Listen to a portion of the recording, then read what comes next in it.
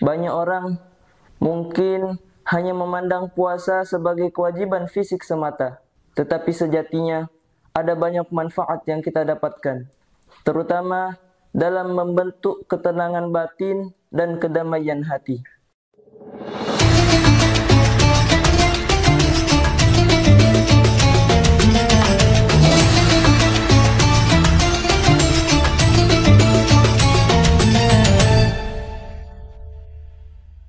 Assalamualaikum warahmatullahi wabarakatuh. Alhamdulillahi rabbil alamin. Wassalatu wassalamu ala ashrafil anbiya'i wal mursalin, Sayyidina Muhammad wa ala alihi wa sahbihi ajma'in. Amma ba'd. Kepada pemirsa dimanapun kalian berada, puasa bukan hanya ibadah yang menuntut kita untuk menahan lapar dan haus, tetapi juga merupakan latihan spiritual yang memberikan dampak positif bagi kesehatan mental kita. Banyak orang mungkin hanya memandang puasa sebagai kewajiban fisik semata, tetapi sejatinya ada banyak manfaat yang kita dapatkan, terutama dalam membentuk ketenangan batin dan kedamaian hati. Allah Subhanahu wa taala berfirman dalam Al-Qur'an, A'udzu billahi minasyaitonir rajim. Bismillahirrahmanirrahim. Ya ayyuhalladzina amanu kutiba 'alaikumus shiyam kama kutiba 'alal ladzina min qablikum la'allakum tattaqun. Yang artinya, wahai orang-orang yang beriman, diwajibkan atas kamu berpuasa sebagaimana diwajibkan atas orang-orang sebelum kamu agar kamu bertakwa. Quran Surah Al-Baqarah ayat 183.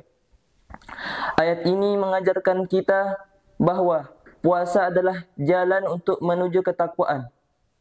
Dan ketakwaan ini berdampak langsung pada mentalitas kita, yaitu dalam memperkuat kedamaian hati dan ketenangan pikiran. Puasa juga mengajarkan kita untuk menahan hawa nafsu, tidak hanya dalam aspek makan dan minum, tetapi juga emosi dan pikiran. Dengan menahan diri, kita menjadi lebih sabar dan lebih mampu mengelola stres. Ketika kita mampu menahan rasa lapar dan haus, kita juga dilatih untuk mengendalikan emosi dan pikiran negatif yang bisa mengganggu kesehatan mental kita.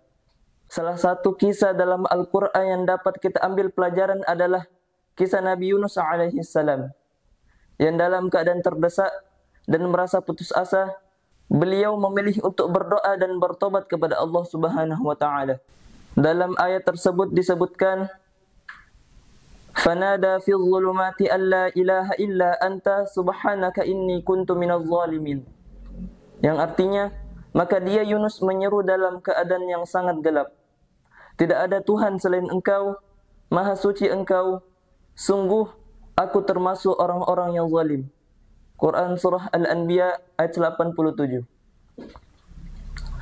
Setelah beliau berpuasa dari segala bentuk keluh kesah dan kesedihan, beliau mendapatkan ketenangan hati dan keselamatan. Dari kisah ini kita belajar bahwa dengan sabar, tawakal dan pengendalian diri, kita bisa meraih ketenangan mental meskipun dalam keadaan kesulitan sekalipun. Selain itu, Nabi Muhammad sallallahu alaihi wasallam juga mengajarkan kita bahwa puasa memiliki banyak manfaat, baik untuk mental maupun fisik. Beliau bersabda, "Idza kana yaumus shiyami ahadikum fala yarfuth wala yaskhab wala yajhal fa in syatamahu ahadun aw qatalahu falyaqul inni shaimun." Yang artinya, jika seseorang di antara kalian berpuasa, maka hendaknya ia tidak berkata kotor dan berbuat bodoh. Jika ada orang yang mengajak berkelahi atau mencelanya, maka katakanlah, sesungguhnya saya sedang berpuasa. Hadis riwayat Bukhari. Hadis ini mengingatkan kita bahwa puasa adalah cara untuk menjaga diri kita dari gangguan emosional dan perilaku buruk. Dengan tidak membiarkan diri terprovokasi, kita melatih pengendalian diri yang secara langsung memberi dampak positif bagi kesehatan mental kita. Puasa mengajarkan kita untuk lebih fokus pada spiritualitas dan mengurangi gangguan duniawi yang seringkali menjadi sumber kecemasan dan kegelisahan.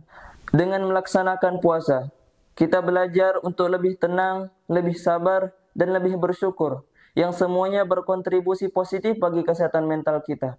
Sebagai penutup, marilah kita merenungkan bahwa puasa bukan hanya menahan lapar dan haus, tetapi juga menahan emosi dan menjadikan diri kita lebih baik secara mental maupun spiritual.